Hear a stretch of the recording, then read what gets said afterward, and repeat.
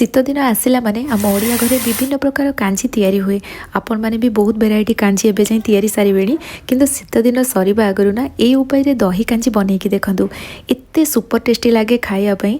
उषुना भात सहित गरमा गरम एमती आपण सर्व करिवे साइड रे डाली अन्य कोनोसी तरकारी दरकार ही पड़िबनी। एते स्वादिष्ट लागे एटा खाइया पई। आपण माने भी दही कांजी बनौथिबे घरे किंतु मु केमती कोन तैयारी करे ना प्रोसेस देखंतु और ए उपाय रे थरे बनेकी देखंतु आपण मानकु निश्चित भाबरे बहुत पसंद आसीबो। वीडियो को एंड जाए देखिए। वीडियो भल लगे लाइक करेंगे, शेयर करेंगे, चैनल नुआ थे सब्सक्राइब करने, फेसबुक पेज रे देखुले निश्चित भाव में फॉलो करनी। चलतु स्टार्ट करिए आज रेसिपी। कांजी तैयारी करने प्रथम आम सब परिवा को रेडी करनबा। एठी मु मूला को भल भाव में धोइला परे तार चोपा बाहर करनेली और या लंबा लंबा पीस रे काटिबा। मूला काटी सारा पर एठी मु आपनको देखैली मझिर गोटे कट लगे जेहेतु मूला सिझापी अधिक समय लगे मझिर जदि एमती कट लगेदबा मूला कम समय सिझीज। जदि मूला को आम अत्यधिक सरू करदे सेटा भल लगे एमती मझिर हल्का गोटे गोटे कट लगेदेवे मूला बहुत जल्दी सिझीज।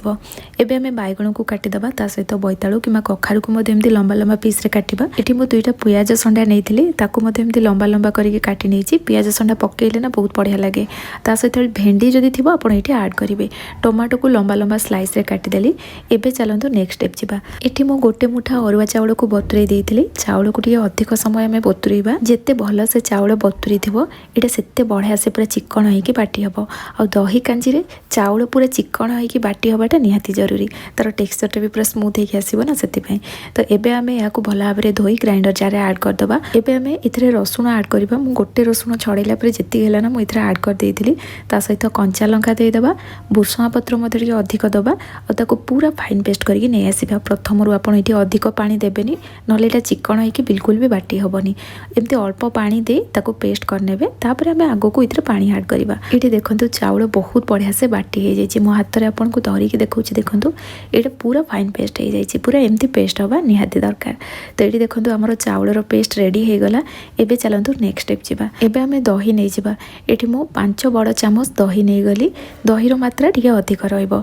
एबे आम ये जगह दही को ऐड करदबा और अल्प इधर पानी दबा। प्रथम अधिक पानी देवेनि। ये गिनारे दही लागिकी रही जाइतिला बोली मु गोटे चामच भाया पानी देइछि। अधिक पानी नबानी।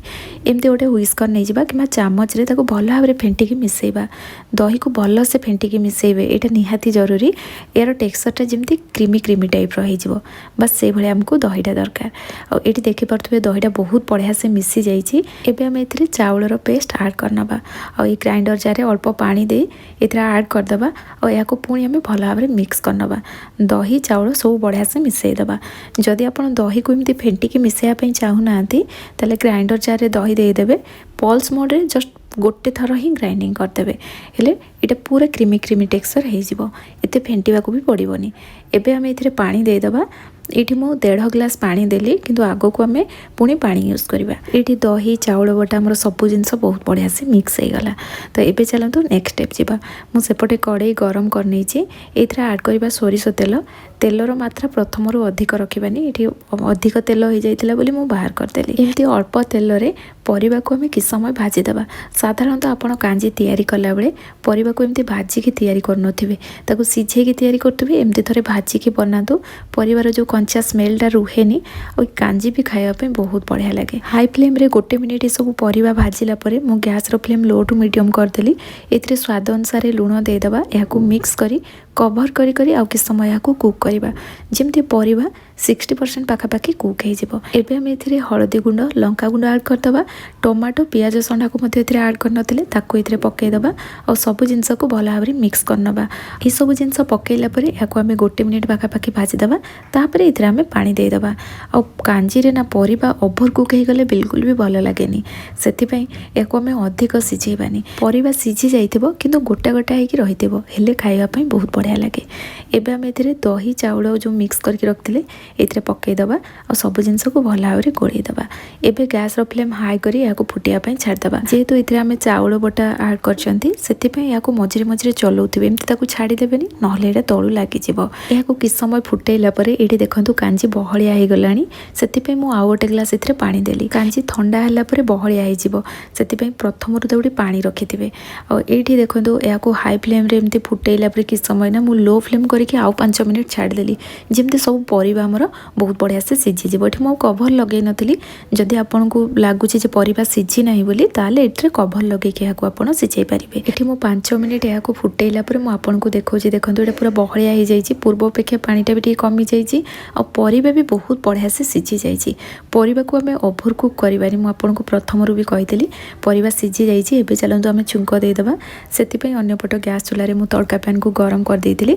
एथिरे सोरिष तेल ऐड करबा। तेल जेतेबेले भल से गरम हो एथिरे पंच फुटण देबा। अधिक मात्रा रे रसुण नहीं जिबा और रसुण रे चोपा थिबो हेमदस्ता रे ताकू दरछेचा कर देबा।